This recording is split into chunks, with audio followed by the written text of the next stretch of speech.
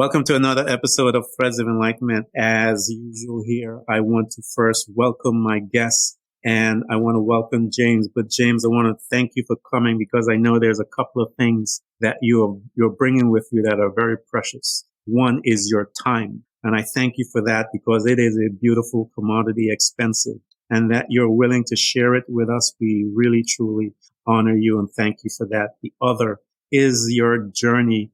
How is within that comes pain, joy, and sacrifices and wisdom and knowledge, all those things that you've gained. We want to thank you for coming and sharing with us. Thank you so much, James, for coming to Threads of Enlightenment, man. Hey, thank you so much. It's an honor to be here, Ken, and I love the way you open it up with gratitude, and I would just reflect that back to you, not as to shield it from, I receive, and you're very welcome.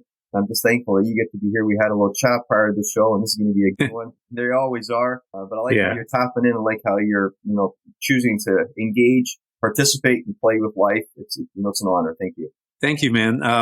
Tell the people what you've created, James, because I tell them we are created. Living within all of us is this creator that is waiting to come out and show them who they are. Talk to us about those things that you've created so far. Well, and for anyone that is observing this via video, and for those of you that are not, I'll just describe what's hanging behind me is what I would call a beautiful mess. I'm just realizing you asked me, what have you created? I think in life, gosh, Ken, I think we all want to take a good step forward, and that's a healthy thing. You want to take a good, proper, beneficial step forward. But if we're not careful, we're always tasking ourselves with taking the right step. And if we always are pressuring ourselves with what's the right step, we all know that the step we take today is a solution for what we want today or what we believe is going to be the most benefit. But always when we take the first step, and then the next step, we look back and go, I can take the next step a little differently. So if we're not careful, we don't learn from our journey by how we set it up. So here's the thing. What I see behind me, and I've never thought this through, and you say, what have you created? And I think, gee, gosh, Ken, I'm just a human. So what have I created? Well, there's that red ring that you see. That's actually a trampoline ring, a mini trampoline that went broke on me, and I was going to throw it out. I was a little upset at it, and so is sometimes life. Like the pains we have, we just want to discard it. We don't want to observe it. And all of a sudden, I just had this intuition. Why don't I create a piece of art? I needed an art piece on that wall. So I took it apart and I painted it red because I love red. For me, earth element is fire. And then I created, and there's some vines that are growing from this now. Yeah. And it's like, why is this? It's like life supports all of life. We get the circle of life we get to engage in. So what have I created? Well, and that's perhaps a bit of a metaphor, but I like to look at it like this. I once looked at my life and I thought it was just horrible. I once thought that I had created and honestly, I had created a financial monster. My bank accounts were stacked. I had the cars, I had the vacations, I had the investments. I kept the wife, I kept the kids now. Okay. But let me say it like this. It was a good life and it worked until it no longer did. Mm-hmm. And to be honest, I blame myself for the mess that I created, and it threw me into a story for 2.5 years. I created a way to success. I created a way to successfully sleep 18 and a half hours a day for 2.5 years. I didn't want to be here. I wanted to check out. The dark night of the soul comes, and what do you do when you resist it? What do you do when you keep telling yourself, I can't utilize the mess that I feel? Listeners, ask yourself, how often don't you feel like a bit like them? And actually, what is life? To me, life is all about we get to stumble through. There's to the point on not always having to pressurize yourself to like, I have to take the perfect step.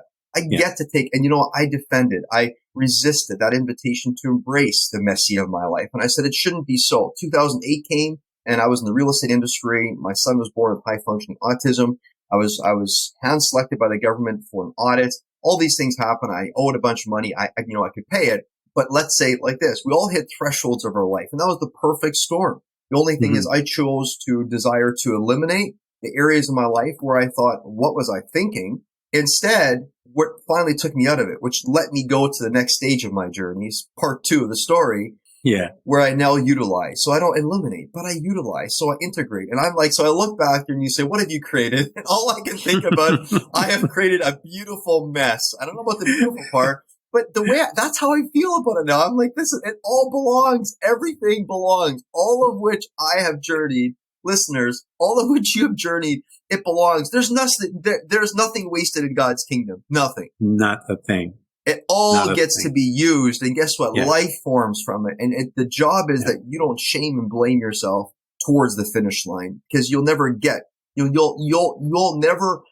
enjoy this life that isn't the finish line. This life is an experience, and you want to really enjoy that moment. Yeah, it is absolutely correct. But before you came to that, I tell people it's that shift in perspective. Before you got there, James, I want to go back and introduce yourself and your family. Talk to us about your first, I call it a lab, that we have the privilege to be in a part of, where we have these scientists that are experimenting on us with, what they think in life is the way that they have been accumulating some of their insights and so forth. Talk to us about your family, that family unit.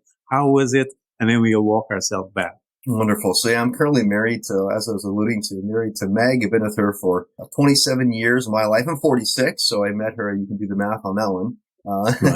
And we've together, we've been dating and married life together 27 years in total. I have 2 children. Roan is 17. Harrison's 15. Harrison has high functioning autism. Both kids are just a joy to have, and I can't imagine anything other than this family that chooses to let me love them the way that they do. I'm just so honored that they let me love them this way, and that they have been so gracious to me, and that they let me be and give me full permission to exist. I think one of the things that, when I think about the extended family, I was raised, and we talk about the lab, these different things, different ethos in life and supporting mechanism. I was raised in a very Christian home. My dad was a pastor of a mega church, like I mentioned to you earlier. And so a lot of religion, a lot of organized religion and orthodoxy religion, a lot of Western religion. It wasn't prosperity gospel. It wasn't that variety. But it was still a lot of the Western. And for some reason, I chose to adopt, and I think many listeners can relate with this, whether you're a believer in God or not a believer, doesn't really make a difference. We as humans, we tend not to give ourselves permission to exist. Yeah. And that was my angle. I chose to desire something other than myself. My dad, never drew a salary from the church. He was a small farmer, but he gave his life to the church. Yeah. And so I had 4 sisters. I was the only boy. And I kind of attended to the farm at a very young age and kind of managed it, whatever that looked like. And all that I can say is, when I observed my parents, and they say that, and so psychology says, it points to personal development, and psychology and analytics, it points to that a human being actually will follow the lead of the parent or the mentor from a desired perspective versus a demand perspective. And so my dad's demand and my mom's demand was to live a good life. And their language would probably been like a good God-fearing life, right? And so good. Fantastic. There's nothing wrong with it. And it just was. And so do the right thing, say the right thing, be a good presence, and do all those good things. Now, my dad's desire, though, if you ask me, on a Sunday, we go for a drive. And my dad didn't work on a Sunday because that was his version of saying I honor God, and didn't work on the Sabbath, basically, which I think is good, because you got to find a day, if nothing else, even for those non-believers that are listening, you got to find a day to unplug, like switch the rhythm up. If you're just doing 7 days working, you're going to burn out. You got to find a way of unplugging. And so he unplugged. And so what was beautiful is often on a Sunday, we take the car, and he'd be driving, and we'd all be sitting in the back seat, all like 5 of us as little kids popping in the back seat. We go for a drive, and sometimes we go to town and get an ice cream cone. And after the ice cream cone, we drive through the countryside, and we just drive and observe farmer, the land, because he had land. But then at times there are people who were harvesting, or who were driving a tractor on a Sunday. Yeah. And so my dad, what he would say is he'd be like, "Oh, it's too bad that they're working on Sunday." And so this is what he would say. And it was more than okay, because he just said what he wanted to say. The only thing that I could pick up was his desire. His desire is when we drove past yards that looked really pristine, he'd say, "Doesn't that look nice?" Or if he'd see somebody who had a brand new John Deere combine, he'd be like, "Wow, that looks really nice." So I picked up, whether he designed it this way, I picked up his desire was for finance. Yeah. Right? And so when I got married, what was my first thing? Well, I exited the lab of that part of my journey with home life, and I exited and I said, "Oh, I got to make a bunch of money. So I did. And the only thing is, after I made a bunch of money, I felt really empty. I just remember 2008 came, and I remember thinking I wasn't going to be able to bring home the loot the way that I once Yeah. brought home. Yeah. And though we were fine, financially we were okay, right? But I remember questioning my worth. And of course, how doesn't, if we constantly just bring external, like the masculine presence in an unhelpful way is always thinking external. We have to find a way to let the internal develop, because the internal controls are external. And so I remember feeling like a fallacy. I remember thinking that what I created in my business was likely just a luck and a runoff. It wasn't really something that was of good. And there's no way I could recreate this. And of course, what do? Well, I checked out of life. I hate to say it, but I checked out of life. And there you go. Yeah, I checked out until I checked in. Because when I checked in, I was in. Oh, man. As far as the resting, I tell him if God rests after 7 daars, we can afford one too. So he checked out. He's like, look, I'm done. It looks good. I love it. I think it's awesome. This is some good stuff. Let me just rest. And he did it. There's nothing wrong with us doing it. And I absolutely believe what you believe also is that as men, we tend to, from the outside, we look at what we produce as far as work and stuff like that. And our manhood, James, is based on that. And, many, men, I remember the 2008, I was working with a builder, and I saw that coming, and we were like, oh, we thought it was just like couple of months, it'd be all right, and then all things happened, and it was just a mess. But I remember being in that space as a project manager for one of the homes builder and stuff like that, and I was building condos and homes and all that stuff in different communities.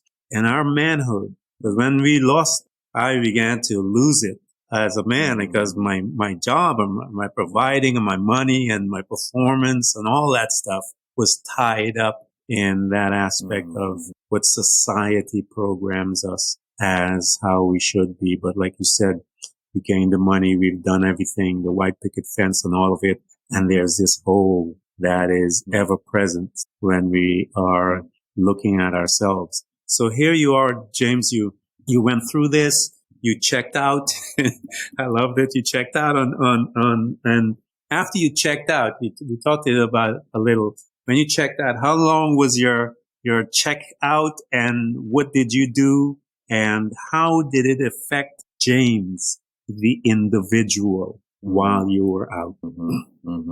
Yeah. So, like I said, I checked out for 2.5 years. I was really desiring to check out, but I was trying to I was really desiring to check back in, but I was trying to check back in by thinking my way across a finish line, a perceived finish line, thinking there's something wrong with me. And, gosh, Ken, what do we do when life shakes us, right? If I think about it, when our foundation shakes, we tend to, get afraid or just fearful. But if we become afraid of our fear, now we have issue. I became very afraid of my fear. Currently, I'm no longer afraid of fear. I dance with fear. But if we're afraid of our fear, meaning if we look at when the world shakes, the earth rattles, and our structure, like what we've clung to, how we've built our value, when that shakes, if we become afraid of the shake, we get in a little bit of trouble, right? And so, and I like the way you language it. You're saying you checked out, God checked out too for Sunday. And so I just had many Sabbaths for let's say 2.5 years, right? Sabbaths back to back. So what's interesting, when the ground rattled, and think about listeners, when the ground rattles in your life, we often think not the good news. The only thing is the human never walks on 2 legs at the same time. A kangaroo does, but a human does not. A human takes one step and then takes another step forward, but that time of transforming from one, or moving from one, transitioning from one step to the next, we're actually out of balance the whole time. And the human gets stronger when it's out of balance. So we actually want and have need of to both be solid and be shaky at the exact same time, because that's what makes the human come alive. If there isn't both and, it isn't moving. It's not living. And so I just remember thinking I'm dying, but really I was rebirthing in a new vibrant way. I was needing to make room for earlier areas of my life where I thought it was darkness and darkness was evil. Darkness is like the dark night of the soul. Why am I experiencing this? But I was needing to make room for certain places that my brain was taking me, my heart was taking me. And I needed to, like you said, like that red circle behind me, I needed to include nothing wasted in God's economy. I needed to include that this was a needed space in my journey. So who did I become? Is that was your question, true? Yeah. How did it affect you? Because I believe that what happens there with us is, we call it the morphing or the butterfly effect, in the sense that this cocoon is beginning to tighten around us, and it seems dark, but purpose of the cocoon is to change you and to bring you into this different person. But as you said, many of us are afraid of that. Job was one of those guys. He said, the thing that I feared came upon me. And so he was a man, rich, money, wealthy, but he was a fearful man. Even though he was praying, the reason why he was sacrificing and doing all our praying was because he was afraid. His kids would party, and he said, I'm doing this because I was afraid. And then when all hell break loose, as they said, when the devil came before God, and he's arguing, and God is bragging about this man who's still living fearful. And God's bragging about him, saying, check my boy out. And he said, yeah, you protecting him, and I can't touch him. And God looked at him, and he made this statement, James, and it freaked me out. He said, behold, he is in your hands. And I realized, do you know why he was in his hand? Because he was living a fearful life. And then all hell broke loose. And so when I try to tell people, you cannot live in a fearful life, because that's not where you need to be. And all hell will break loose there. Talk to me about your all hell breaking loose, James. Yeah, and so it has to come to pass there, So what did I learn for myself as the individual? So thanks for just bringing that back to the surface. For so much of my earlier life, whenever I was pressurized, whenever I felt pressure, both sides of my life, things are squeezing me. I designed my way of observation was towards how can I get out of this? And so I would feel the squeeze, and I'd say, how can I can either back away from it or go through it or kind of sidestep it somehow, because gosh, who wants to feel pressure, right? Pressure. Yeah. So what is that going to bring? We think. Yeah. The only thing is each one of us will experience a moment in life when we are pressed from all sides. Yeah. Think about a piece of coal. When a piece of coal is pressured from all sides, a diamond comes of it. Yeah. And so who did I become as an individual? What did I experience? I experienced that I had observed pressure was bad, so I tried getting out of it. The only thing is what I've learned. So the second half of my life where I have an insatiable love with being here, that I get to participate with all things. Oh my goodness, whatever is in front of me, this is incredible. Like this is incredible, man, that I get to participate. Yeah. And I get to observe, and I get to have tears and laughter and all these emotions. Beautiful. But I'll say it like this. What I've come to appreciate is that the pains in our life are simply please accept inner nudgings offerings. So it's the acronym for pain for me. I create please accept inner nudgings. If you don't accept inner nudging, then we'll need to go to suffering probably. Some people say, well, there's this whole thing. Hey, listen, if you don't bend your knee, then God will slam you down on your knees, right? So it's like the pain. If you think about driving a car and on your dashboard lights up check engine light, and you don't pull over and eventually pop the hood. If you don't pop the hood, if you don't please accept inner nudgings, meaning accept them, don't resist them, accept them. Yeah. So pain in our life, if we accept them, then that pain becomes pressure. So here we go. Pain becomes pressure. Pressure brings presence. Presence brings purpose, and purpose brings passion, and passion brings you to that rebirth of life. And so when I think about what did I observe of you, I tried so desperate to fight the insecurity that I felt. How often don't we see this in the Western world? Like apparently we're the one, North America is the one that's controlling the rest of the world. You should do these things and you should not do it. And really what it ends up being is if we inflict our controls on other people, and I'm not saying it's good, bad, or different. It's something, but we have to be honest about our insecurities. We can't just say we don't have insecurities. Like if we build our strength only from the securities that we have, we're weak individuals. We'll never be curious. We'll never let another person pierce us, their perspective. We apparently know all the answer. If you want to kill the narrative, know all the answer. That's how you kill the narrative. If you have no doubt, your faith can't build. You got to have some questions. Like you got to wrestle with stuff. You got to, like you talked Yep. earlier, from the Bible, you got to wrestle with things, Yep. And so when I think about in life, who I became, what did it make of me as an individual? I read a quote when I came out of my journey at about 2.5-year mark. And the quote was something like, and I'm going to botch it, but it says, listen, when the shell of the ego, so imagine you're inside a shell. When the shell of an ego cracks properly once, it never has to do that again. Meaning, it humbled me for the rest of my life. Here I was trying to exclude, thinking I was doing good work by excluding parts of my life and trying to shame myself and say, why could you be so stupid? And instead of that, I now I chose to look at it and say, to be honest, I am both secure and insecure. I am both big and small. I don't have to just fight for being big, big, big. Who doesn't like to go for a walk? And if you accidentally step on an anthill, you feel bad about the ants. Luckily, you're not an ant. But in the evening, who doesn't like to lay on the back or on their back on the grass and look up at the stars and be like, I get to be small. So we get to gain strength from all of this. We get to let it all marinate. And so as an individual, what I realized is and I'll actually share a bit of a story here. This is fascinating. So you led into this earlier. So I could tell from when you and I were talking, you're a man of the cloth or the faith, but more of the Eastern way that Jesus would do life, right? Yeah. And what's interesting is just before I entered that season when I checked out of life for 2.5 years, just before that happened, I had been reading a lot of personal development books and I enjoyed it deeply. One day I thought I heard a voice. Probably it was just indigestion or pizza or something. Who knows? But it wasn't really a voice. It was more of a, you know what? I don't want to read this stuff. I don't want to grow anymore. Yeah. And what's interesting, and please, listener, don't have me here say that the Bible isn't the good news. The Bible is the good news. Yeah. But what I thought is all I need to read is just the Bible. I don't need to learn from anybody else. The Bible is my only thing, the only book. I don't need to listen to podcasts, watch movies, learn from the people. Bible's my thing. And you know what's fascinating? If I come back to it now, I'm thinking, my dad always taught me this when I was young. You make anything an idol and God will remove it from you. Yeah. So guess what? I just was reading the Bible whenever I had time, which was very seldom. Yeah. but when I did, it was like, okay, fair enough. The only thing is, I'll tell you something. All that I realize is when you stop growing, you die. Yeah.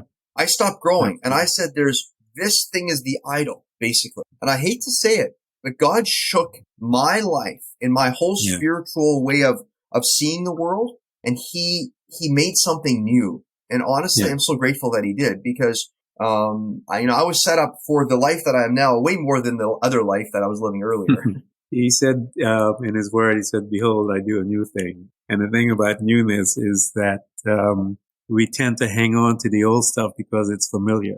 And the newness, the new stuff, it, requires a degree of trust that we, release. We have to release some stuff. And that's a little battle that we go through, James, releasing that stuff.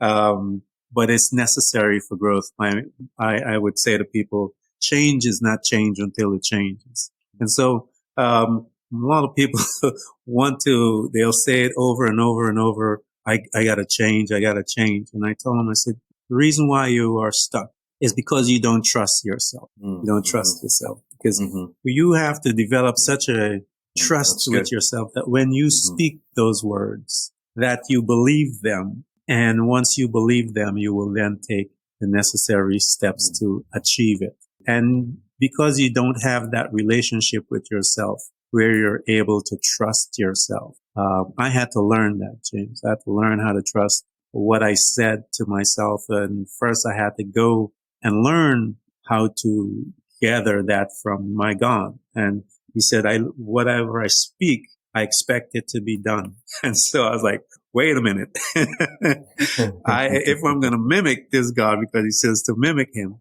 I need to become responsible to my words and take ownership of my life. These are some of the things. Talk to me, James, about the shame. That how did you overcome that? Because that, my friend, is a powerful thing that a lot of people are locked in that space, and they don't know how to come out because they have shamed themselves. They haven't learned how to forgive and all that stuff, and the forgiveness comes with themselves. Talk to us about that space. What happened to you with the shame? How did you manage? How did you walk out? They say, and thank you for that. That's a great question. They say that the human being desires peace over forgiveness all day long. Mm-hmm. Because they say where we come from, where we're going, whatever that looks like, is a place of peace. And it's not like a boring peace. You're not just meditating, floating away, like you're just doing nothing. There's actually something going on. There's living. So I just call it electrifying peace.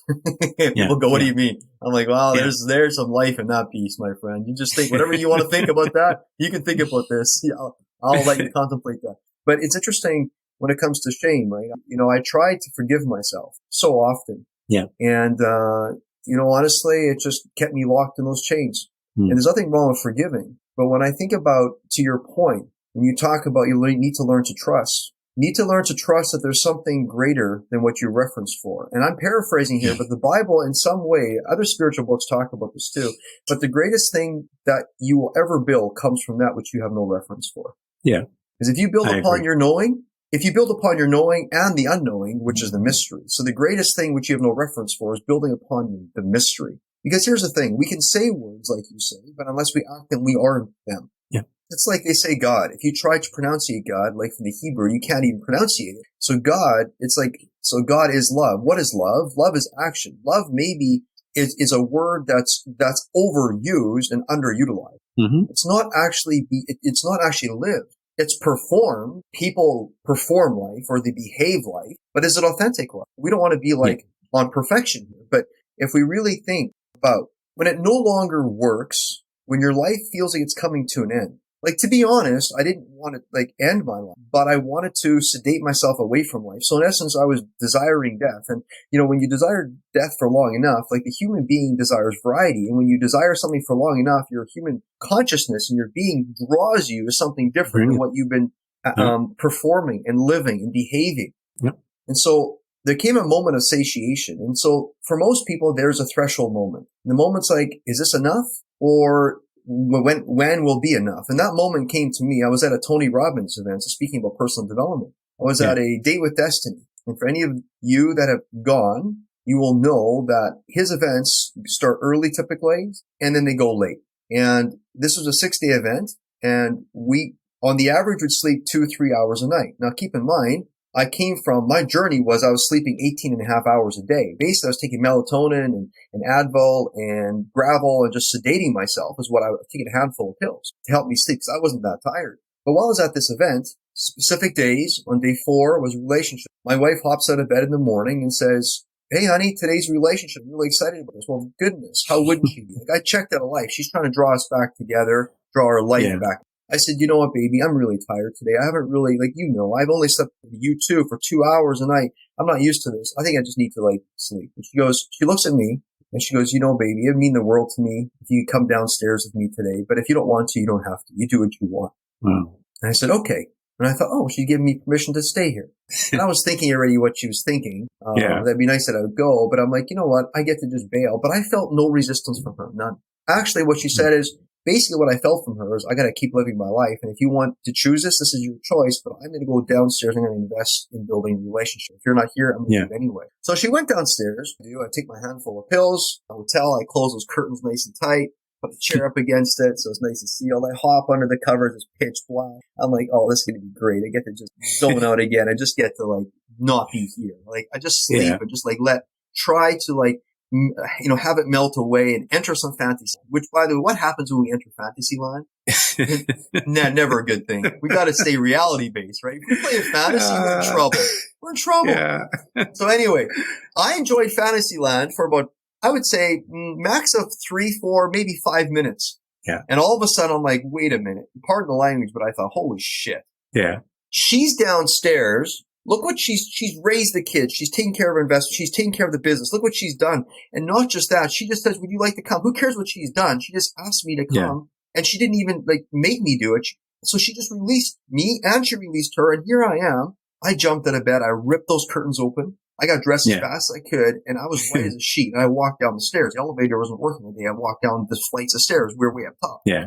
I got down to the seminar, opened the door, and it's a massive room, 5,000 people, and I'm looking for Team Purple because I was in Team Purple. She's in a different team. Yeah. We were always as couples, you're separated to do this in a very healthy way, right? You want to really get to know yourself. Yeah. And, And so I'm looking for Team Purple, but as I open the door, Tony Robbins is in the front of the room and he's talking about depression that day. And that's the doctor diagnosed me with depression. And he was talking about how selfish depression is. And I'm going, what? And I'm going, and please, listener, don't hear me say that. There is some depression that is legit, but most depression is depression that you do. And he was just laying it in. So here's the point. I felt like I was already a hot coal. Like I was pressed on both sides. Don't give me more. And this guy was pouring it on. He's saying it's learned helplessness. It's selfish. It's something you do. And then he walked towards how it is when you're at an event and you think he's talking directly to you. Really, he's talking to everybody, but it's just hitting you.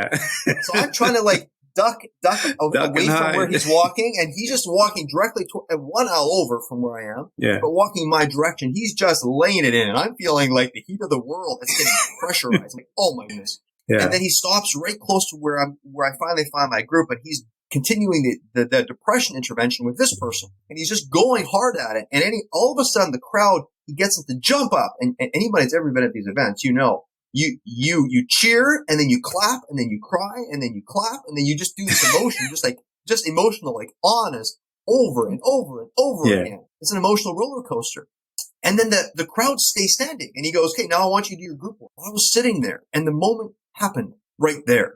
I remember thinking to myself, there's a song that started playing, and it's The Flowers of the Forest or something like it. It's just a beautiful tune. And I remember everybody was just talking with one another, and then somebody came over, and they didn't have sympathy for me. They just looked, and I looked white as a sheet. Because, that's how I felt. And even my wife said, after she'd seen me come in, she said, dude, I don't think you look very, very, very healthy that day. And somebody came over and said, would you like to come and join? I said, no, I'm fine. And that person, again, was non-resistant. She said, okay, if you ever want to join, just come and join us. And I sat there, and I remember thinking, oh, I'm such a dumb nuts. I'm such a loser. You know what? Look at this. Life is passing me by. And then the song was playing. And I thought, yeah, James, life is passing you by. And who's making that choice? Look at this. These people are all equally, beautifully messed up like you. They're all sharing emotions. Why don't you get in there? And I'm like, no, but I can't because I'm late to the party. And I said, listen, I might be late to the party, but they said, it doesn't matter. You come to the party anyway. So I got my ass out of that seat and I joined that party. And I'll tell you something. Life has never been the same. I was when the shell of the ego broke. It's when I had a rebirth. And honestly, I was baptized in my dad's church when I was a kid.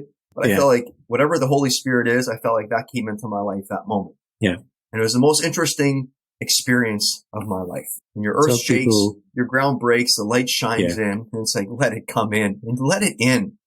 Let it in. We only exist, I think, James, until I tell them, the Bible puts it as our day of visitation. And I would say that until we live, I think, not basically plugged in, as they say, plugged into the matrix and any attention to anything until there's this word that I love in the Bible, reading it suddenly. That word to me is such a beautiful word because life is boring. And then suddenly, like you had yours suddenly. And what it does, the shift is to the foundation, but it also is an adjustment to the perception that we have. It is a powerful place. Our perception of life changes that day. And then when it does, things began to change in us. Talk to us about some of those things that began to change, because those things is what makes life the flavor of it, the beauty, the wind is different. 10 minutes before that, suddenly, that until the wind would blow to you and you didn't even care. You felt it. But when that switch happened, that change of perspective, even that breeze that hits your face has a different feeling, has a different flavor, a conversation with your wife, a hugging of your children, a conversation with another human spirit that is in that same space and tune with you. It is the most interesting place. James, talk to us about that time after that and what started to transpire in your life, because I know changes come after that. And like you said, they happen suddenly. Yeah.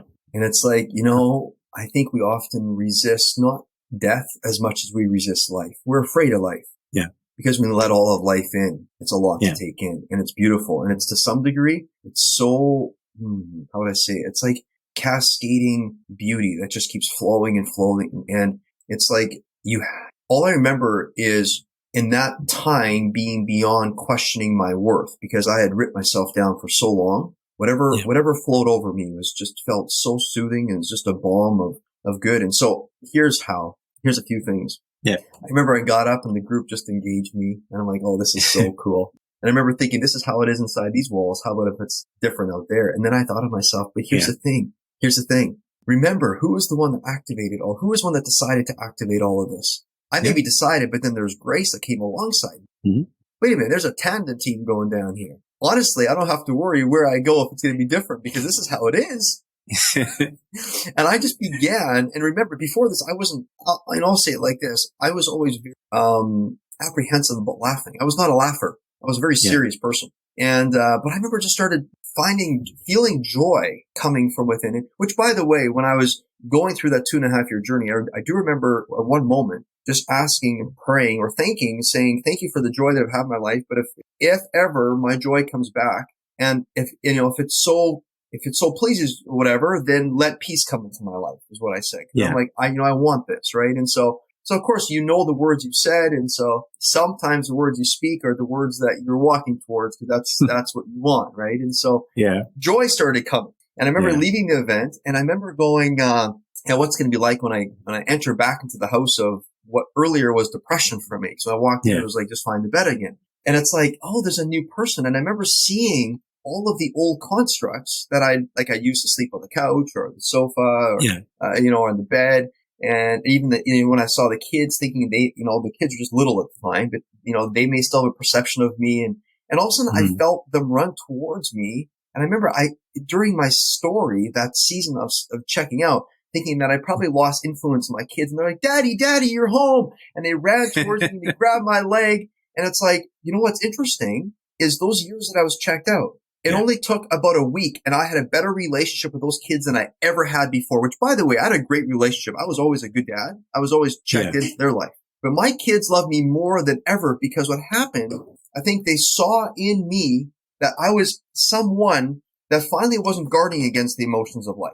I was willing to cry. I was willing to laugh with them. I was willing to play with them. I was just all things, right? And so let's back it up a little bit. There's two things that I believe happened for me at that time, or that event when I was at Tony Robbins. I remember realizing that all of this is happening not in spite of me, but because of me. You see, in my journey, that when I checked out part, I remember going, listen, people always talk about conquering. In spite of this, I got through it. I conquered this. And that never worked for me, because if you say in spite of, then we run into challenges in life again. Then we'll always likely resist for a moment, for a long moment, for maybe a season of life, because we're like, well, I don't want to. But then when we finally give way and finally we're kind of forced to do something different, say it that way, so we just have to. Come out the other side, and then we use a word, well, in spite of that, I became this. And I'm going, no. It's because of this that I became this. It's because of. So what's interesting is I stopped, or when I, exited that journey in my life, when I entered this other part of my life, to the point on shame, there was no more shame, because, to be honest, I was proud of, and people would ask me, and I would be, well, here's why I'm so happy. And, or here's why, for not just happy, but here's why I am now here. Or, for example, I'll share a story with you. Here's what happened. And this is to the point of, it seemed like too much for a while, the goodness. I could literally, Ken, and this is no hyperbole, but I could literally pick up what was going to be happening in the next moment. I remember moments when I'd be sitting by my office desk. I was back to work now, and I'd write down someone's name, and then I wrote down when the deal was going to happen. I'm like, what am I doing? But I just wrote this down. A minute later, the phone rings, and the person calls me and says, listen, I'm coming with a paycheck, and we're going to do the deal on the day, and it's exactly what I wrote down. There were situations like one day I was standing in the office and talking with somebody, and all of a sudden I felt a nudge to just put on my coat and walk to the exit door. I'm like, I don't know where I'm going. I'm just going to the exit door. And I didn't have a car that day. Somebody had driven me to work. And as I walked to the exit door, I remember going, I'm kind of hungry. I opened the door and there was my wife pulling underneath the foyer and she goes, "Hey honey, I came to surprise you for lunch." There were moments when I cried because it was just happening and I was able, and I wouldn't say predicting, but I was so in tune that for about 2 weeks, I was just so in the moment. So the things that happened for me, let's be honest, my relationships with people, I'm no longer afraid just being mean with people. My relation with my kids and my wife, oh my goodness. It is not in spite of that journey that we now have this amazing life, but it's because of. And honestly, they showed me what love was. We rounded the chariots around somebody who's suffering. We didn't exit the journey when somebody suffers. We get closer. What I think about now, even finances, like we're in a season of life now, like, the economy, us personally, not so much, but let's be honest, we are feeling the strain. I'm hearing the stories everywhere. And so I'm no longer afraid of the fear that is inviting us to dance with it all day long. We have to utilize all things love. And all things love is finding a way to utilize the fear that we feel in our life. If we try to defend against it, that means we become afraid of it. Now it's weaponized against us. Now we're the ones that will be subjugated to its consequences. So when I think about overall, this beautiful mess, there's so much going on in here and in my heart. And it's just, I'll say it like this. I felt like I went through a complete rebirth, and the joy that I experience and the sadness that I can feel, my friend. And like they say, typically it's when you can expand your capacity for sadness and pain, is when your joy expands. And so honestly speaking, I don't think I ever really had empathy properly towards people. I didn't really know how to feel what other people are feeling. But if you ask me, like, who I am when I say I have an unshakable love of life, this is not to be non-relational connected to humans. If anything, I feel deeply. And so, of course, empathizing with their pains first, but we have to find a way of moving from empathizing with pain to empathizing with the possibility. And I think that's what I love about your show so much. I tapped into it. And so you do all things real, all things life, but you're like, listen, we have to find a way to empathize with not just the pain, but with the possibilities that are coming. And, just let yourself into that experience. I always mention to people, I said, when a situation arises in front of me, I get excited because I know, first of all, I'm going to learn about myself.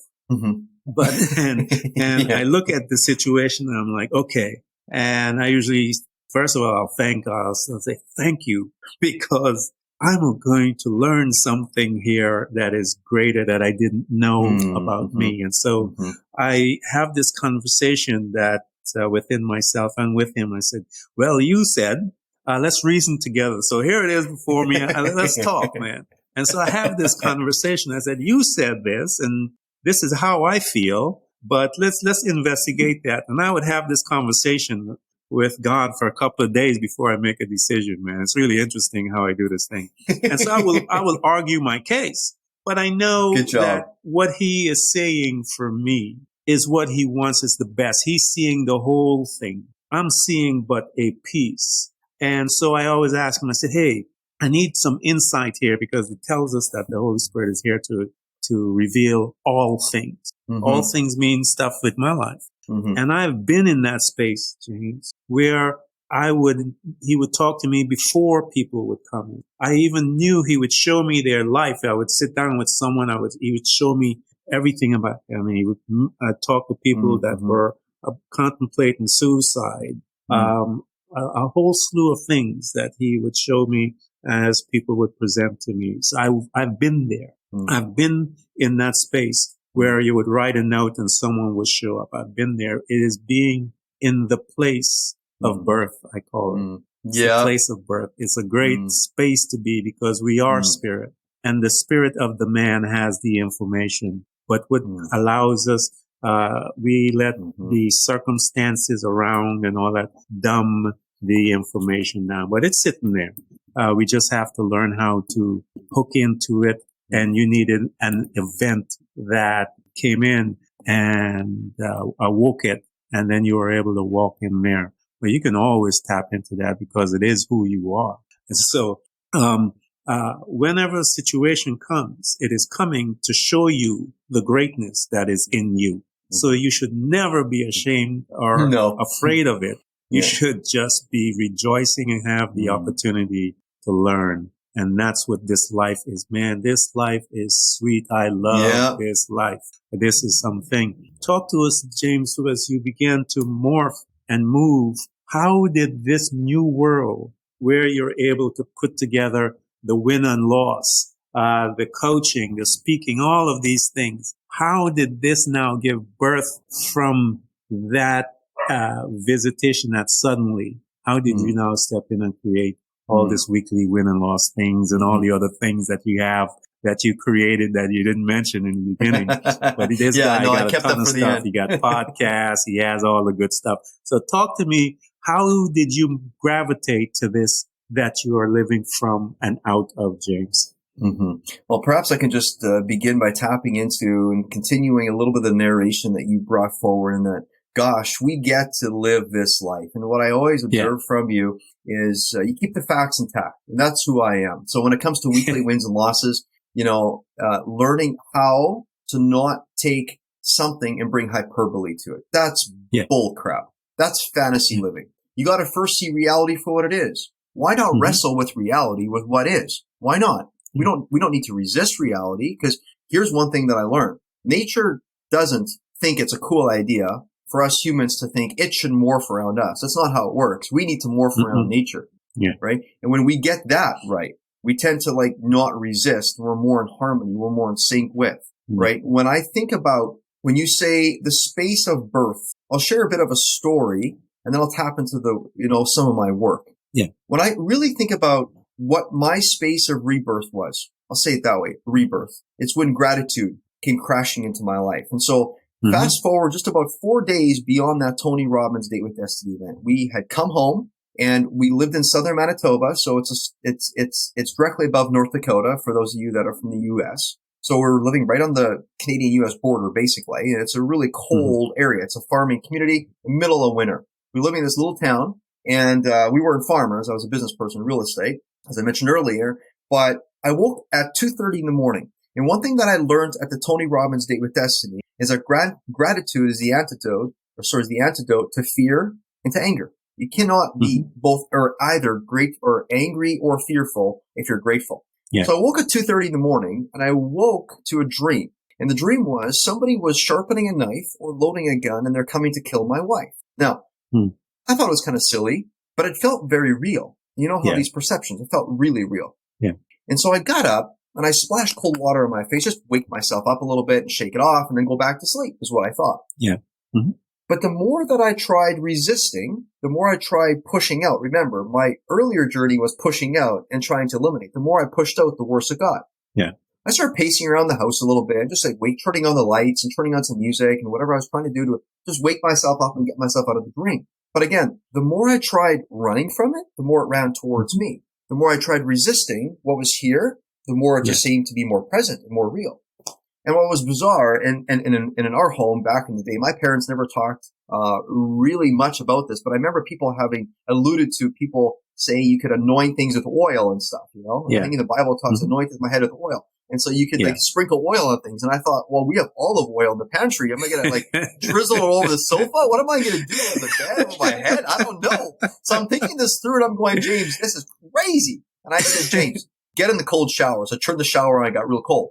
But again, it just got worse and worse and worse. And honestly, Ken, it got to a place when I thought I should wake her up and we should get her to safety. And I'm not a dream. I'm not one of these people that really take seriously dreams. And then I thought, no. And then I remember what my dad had said when I was a kid. He always talked about where 2 or 3 are gathered, there I am.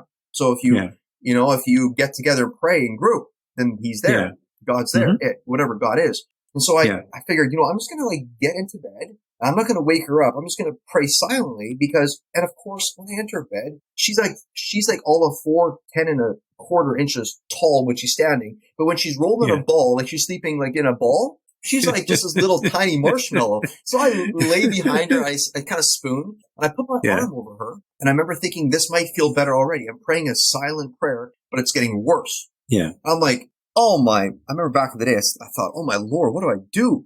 I'm like, I can wake her up, but seriously, this is too much. And then I thought, what did I learn from that event? The space of rebirth was gratitude. When that song, Flowers of the Forest, came over, I was so grateful that I got to take part of my journey and transition into the next part and let it all serve me because of, not in spite of. I felt so empowered and so alive. And I remember thinking, yeah, but what's the good news here? How can I be to what I said earlier? You keep the facts intact. You're not hyperbole. How can I keep the facts intact? Not change how I feel. It's like you say wrestling with, yeah, but God, this is how I feel. This is what you say. So talk to me about this. I'm interested, but talk to me, right? So I'm going, God, talk to me. What does this mean? Yeah. And he's like, and all I could hear my soul, my body kind of whisper to me is just trust. Trust you have very little musculature for understanding gratitude at the moment, but just trust what you have no reference for. Just trust it. Yeah. And I thought, yeah, but the truth is, this is horrible. And then all of a sudden I thought, you know what, James? Enough of this. Enough. What's one thing you can be grateful for? One. Don't task yourself with 10 things. One. All I remember thinking is, well, the way I understand God, the universe, whatever people want to say, you and I would talk God, Christ, whatever that is. Mm-hmm. But that source of all love is more powerful than anything that I possess. Yeah. I have within me and it flows through me, but the source comes, I am not source. I am not God. Yeah. And that source is larger and bigger than I am. And so all I said is, and I audibly said this, I said, God, thank you for the bigness that you are and for that you envelop everything in that.